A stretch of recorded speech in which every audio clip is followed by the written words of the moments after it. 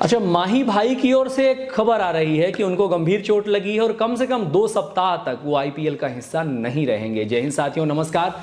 मैं हूं आपका दोस्त ललित व्यास पांडे। साथियों, ये सच में चोट है या फिर एक कवरेज है या फिर एक कवर करने का एक बहाना है कि किसी और को भी मौका देना है, लेकिन मेरे लिए धोनी हमेशा से ना फेवरेट प्लेयर और फेवरेट लीडरों में से एक रहे हैं। लेकिन सबकी एक एक्सपायरी डेट होती है, सबकी एक समयावधि होती है और हमारे देश में इमोशन इतना प्रभावी होता है कि हम उस एक्सपायरी डेट को अपने इमोशन से के साथ जोड़ ही नहीं पाते हैं और हमें लगता है कि ये जब तक व्हील चेयर में ना आ जाए तब तक ये हमारा इसी प्रकार से एंटरटेनमेंट करते रहे। ऐसे सचिन पाजी के साथ था, यही महेंद्र सिंह धोनी जी के साथ है। महेंद्र सिंह धोनी जी का जो पीक था वो निकल चुका है। उनका चाहे लीडरशिप हो, चाहे उनकी बैटिंग परफॉर्मेंस हो, वो हमारे फेवरेट प्लेयर हैं, हमारे लीजेंड हैं, हमारे हीरो हैं। वो एक शानदार गौरवशाली इतिहास के रूप में हमारी स्मृतियों में कैद रहेंगे और हम हमेशा उनका उसी प्रकार से सम्मान करते रहेंगे जिस सम्मान के वो हकदार हैं।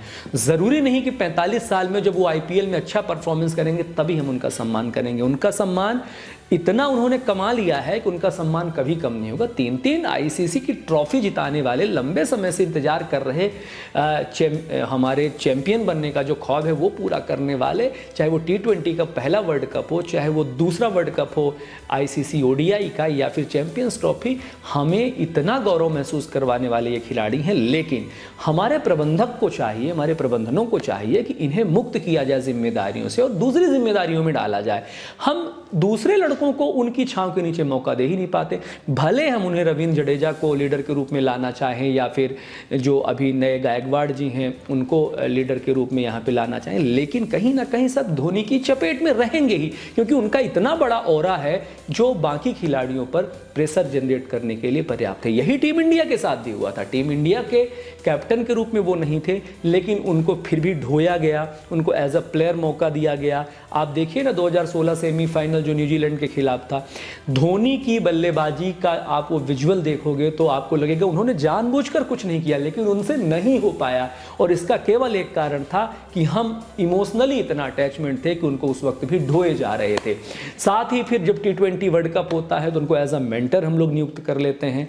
कई बार क्या होता है कि किसी विशेष खिलाड़ी का ऑरा भी बाकी जूनियर खिलाड़ियों पर प्रेशर जनरेट करता है, तो ये वजह है कि आपको उनको तत्काल प्रभाव से रिलीज कर देना चाहिए, उनको दूसरी भूमिका में लेकर के आइए आप। लेकिन आप बार बार उनको थोपेंगे। 45 साल की उम्र में भी आप वो मीटर दिखाएंगे, धोनी का शोर दिखाएंगे। देखिए, धोनी, सचिन, कपिल, यूवी, ये सब हमारे लीजेंड्स हैं। ये जहाँ खड़े होंगे, ये क्रिकेट खेलें या क्रिकेट ना खेलें, ये हमारे हीरोज़ हैं, हीरोज़ रहेंगे और इन्होंने बहुत गौरव का एहसास दिलवाया है। लेकिन फिलहाल इस प्रकार के बहाने की तो आवश्यकता नहीं है। नए लड़कों को फ्रीडम के साथ ठीक तरीके से लीडरशिप करने को सौंप देना चाहिए, वो बहुत अच्छा करेंगे। आप देखिए किस प्रकार से नए लड़के T20 वर्ल्ड कप में, कोई हीरो नहीं था, आए, जीते और जीत करके निकल गए। इसी प्रकार फ्रेंचाइजियों को भी सोचना चाहिए कि नए लड़कों को दायित्व दीजिए और वो फ्रीडम के साथ खेलेंगे। आप याद करिए, हार्दिक पांड्या को कैप्टेंसी दी,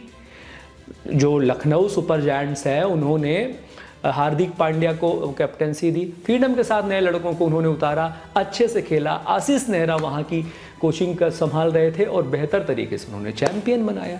तो ये सारी चीज़ें होती हैं। आप जब भरोसा करोगे नए बच्चों पे, नई जिम्मेदारियां उनके कंधों पे डालोगे, तो वो कंधों पे जिम्मेदारियों का जो बोझ है वो संभाल पाएंगे और आगे वो निखर करके आएंगे। इसलिए अब धोनी साहब के नमस्ते करने का समय है। मुझे नहीं पता कि आपकी इसमें क्या राय है, लेकिन मुझे लगता है कि अब उन्हें बाइज्जत नमस्ते कह देना चाहिए।